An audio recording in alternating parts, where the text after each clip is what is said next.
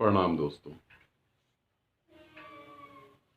ये वीडियो मैं बना रहा हूँ कुछ महिलाओं का जो है, कुछ फीमेल का पर्सन है, तो मैं उन पर्सनों को दो कैटेगरी में बांट रहा हूँ, उन्हें समझें। ये महिलाओं के लिए ही है, हाउस वाइफ और जॉब वाली जो है। उन्होंने पूछा तो उनको मैं बता रहा हूँ।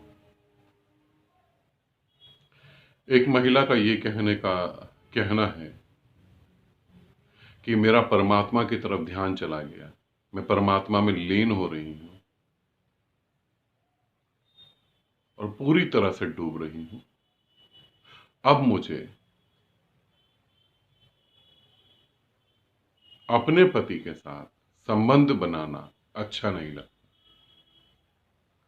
इस बात को समझें। यदि तुम परमात्मा में डूब रहे हो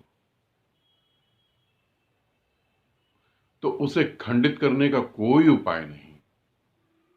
यदि मेरी प्यास परमात्मा में है और मैं परमात्मा में डूब रहा हूं तो मेरी प्यास को खंडित करने का कोई उपाय नहीं, कोई भी उपाय नहीं।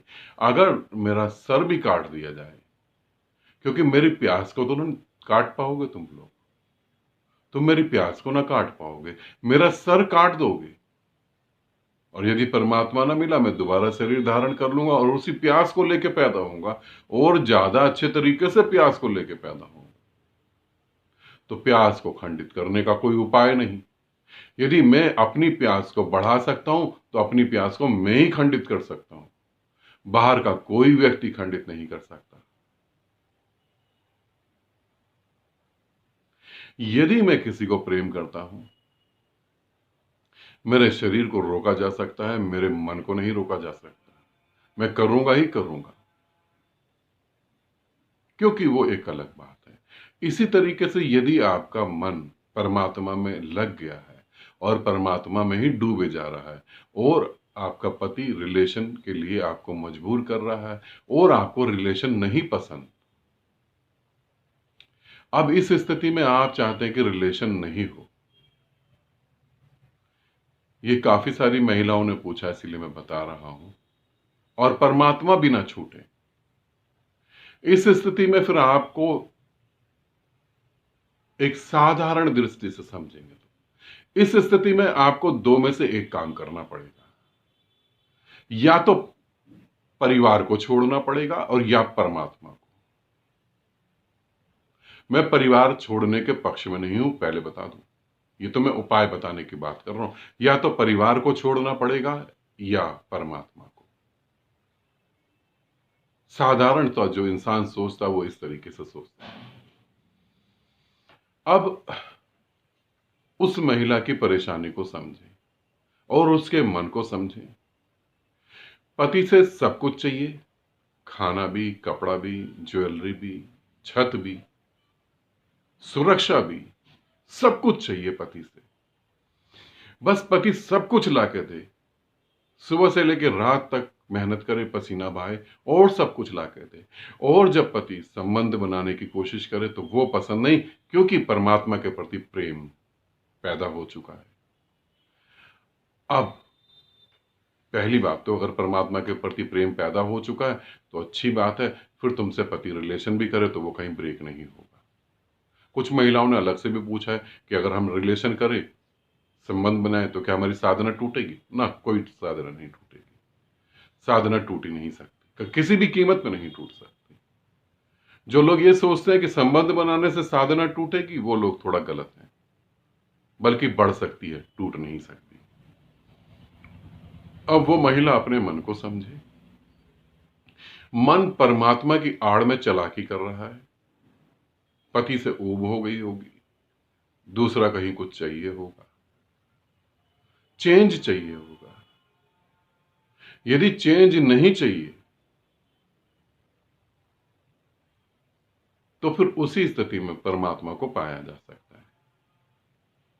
और यदि तुम्हें संबंध बनाना नहीं अच्छा लगता तो उसको, पति को छोड़ दिया जाए, बच्चे को छोड़ दिया जाए और अपने ही पांव पे खड़ा हुआ जाए। अपनी सारी जिम्मेवारी अपने कंधे पे ली जाए, नौकरी करी जाए, अपना घर बनाया जाए, कपड़े लत्ते खरीदे जाए, खाना पीना करा जाए और फिर परमात्मा को पाओ। क्योंकि यदि तुम किसी से सारी सुविधा पाओगे तो वो तुम्हारे को सुविधा देने के लिए कुछ तो वो भी कहेगा ना।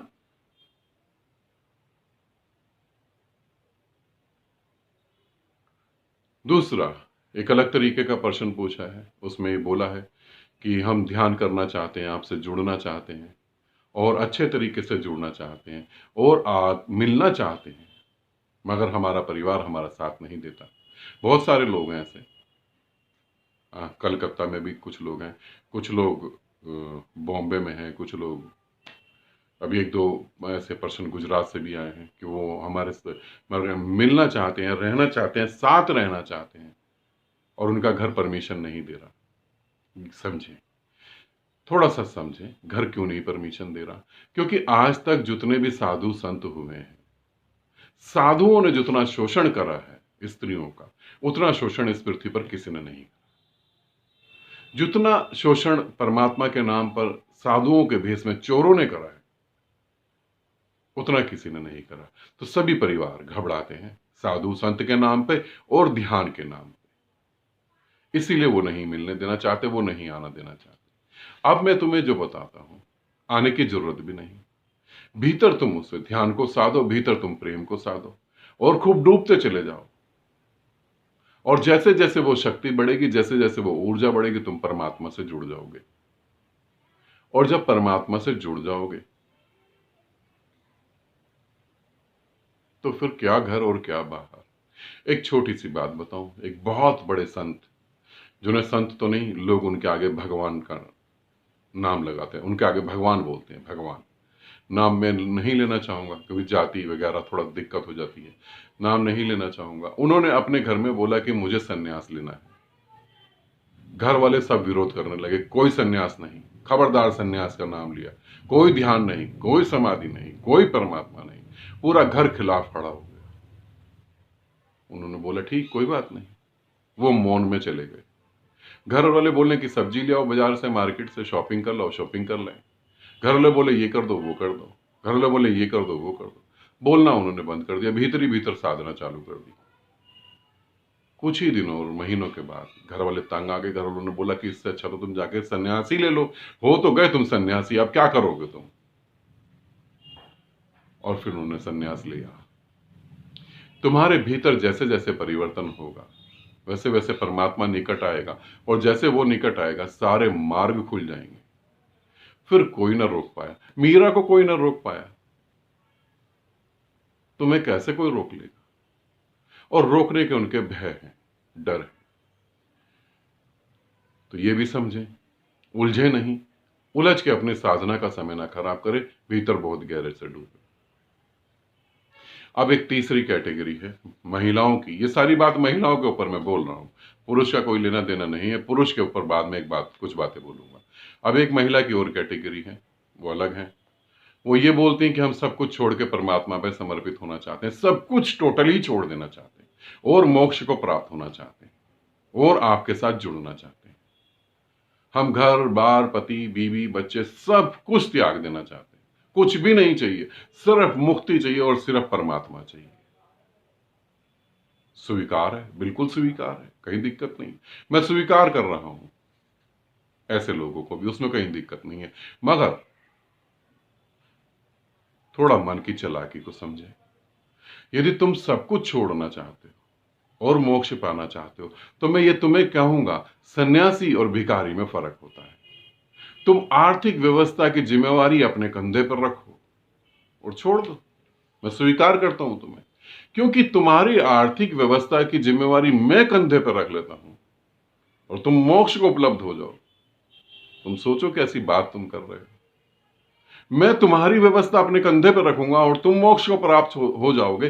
क्या ये बात तुम कह सकते हो कि दूसरा व्यक्ति जो है समाज में, उसकी जिम्मेवारी हम अपने कंधे पर लेते हैं और वो मोक्ष को प्राप्त हो जाए? ये बात तुम कह सकते हो? तुम कर सकते हो? तो मन को समझो, अपने आर्थिक जिम्मेवारी अपने कंधे पर उठाओ, आ जाओ, बिल्कुल कोई दिक्कत नहीं, स्वागत है तुम्हारा। डूब जाओ ध्यान में, समाधि में, जितना डूब सकते हो, कोई दिक्कत नहीं।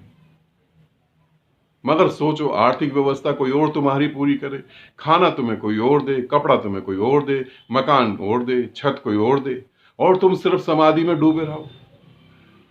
समझना इस बात को ध्यान से, समाधि में नहीं डूबोगे तुम डूबोगे सिर्फ वासनाओं में। वासनाओं की रिक्वायरमेंट, वासनाओं की जरूरतें जो पूरी करनी थी तुम पूरी नहीं कर पा रहे, भगवान के आड़ में तुम ये करना चाहते हो, परमात्मा की आड़ में तुम ये करना चाहते हो और कुछ नहीं। यदि सच में तुम्हारे अंदर ऐसी आग है, ऐसी लगन है, ऐसे तुम समर्पित हो सकते हो, तो स्वागत है, आओ आर्थिक व्यवस्था लेकर और जियो, फिर रहो, जो करना है करो, डूबो ध्यान में। फिर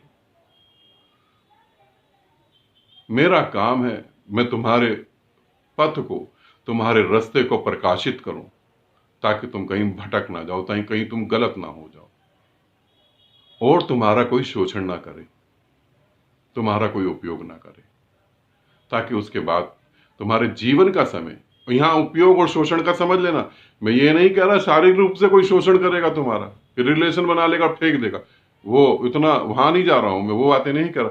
मैं कह रहा हूं तुम्हारे जीवन का समय खराब ना कर दे कोई, क्योंकि समय खराब हो गया तो तुम सब कुछ ला सकते हो, समय कभी वापस ना ला पाओगे।